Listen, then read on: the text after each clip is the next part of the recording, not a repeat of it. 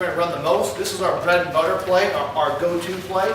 And this is a play I think we'll see the most because I think now voters are starting to get the idea of what they need to bring with them if they're not pre-registered. This is a voter who comes into the polling place, not in a register, no ballot ID, voter not in the register, but has their ballot ID and has proper proof of residency. These are the easy ones. And once again, you don't know until they come in to see you. So they come in, they see Mr. Juergens out there at Jesper Park, and they come to the table and they say, hey, I'm Steve Morrow, I'm here to vote. Mr. Juergens goes to his black book, or as one of his team members does, and guess what? I'm not in there. Automatic provisional ballot, right? No questions asked. So Mr. Juergens' team will say, hey, step down and see the precinct captain.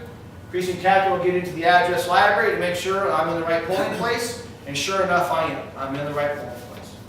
So from there, we need to have a little bit of back and forth. And we'll say, voter, do you have a valid form of ID you want to show me? Yep, I have my driver's license. Okay. If they show you their driver's license, the next question should always be, is the address on there current? And if it is, that voter has met the identity and residency requirements. Okay? If they show you his passport or they show you something else that has their identity but not their address, then they have to show you something that has their address on there. So if I come in with my passport, for example, I'm getting ready to go out of the country tomorrow and I have my passport on me, I can show Mr. Juergens my passport, and then he'll say, well, you have something else that has your address on it? You got it. Got my cell phone bill right here. And as long as that address matches, I have met my identity and residency requirements. So we fill out play number 6. And we fill it out as it's drawn up. Precinct captain fills out section 1 with precinct number, election date, checks box 5, signs and dates. Jefferson 1, 6/5/18. We check that last box, election day register.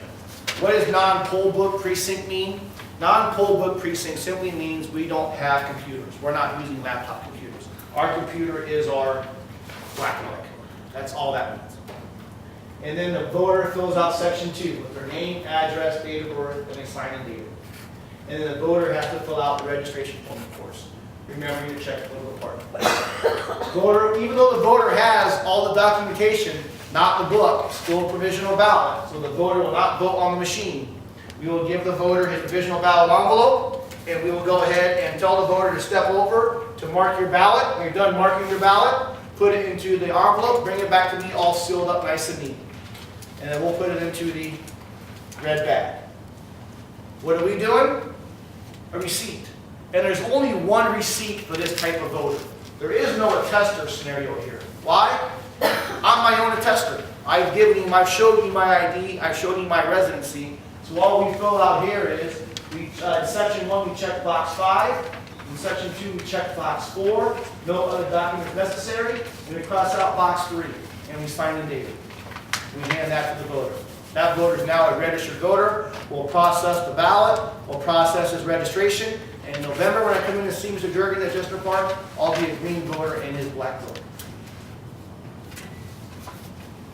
Yes, Ken? Is there ever a situation where you would use oath of identity on the red side? Is there ever a situation where you would use oath of identity on the red side? Let me ask you, is there ever a situation where we would use this form, the oath of identification, on the red side? The answer is no. We will never use the oath of identification on the red side.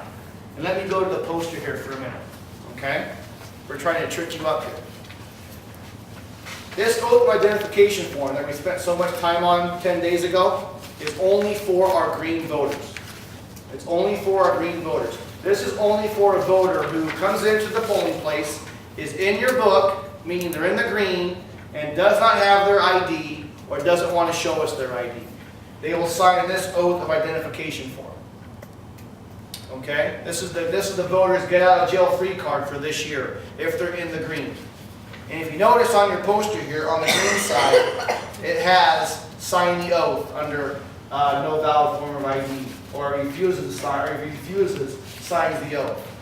And if you look on the red side here, nowhere does it say sign the oath on the red side.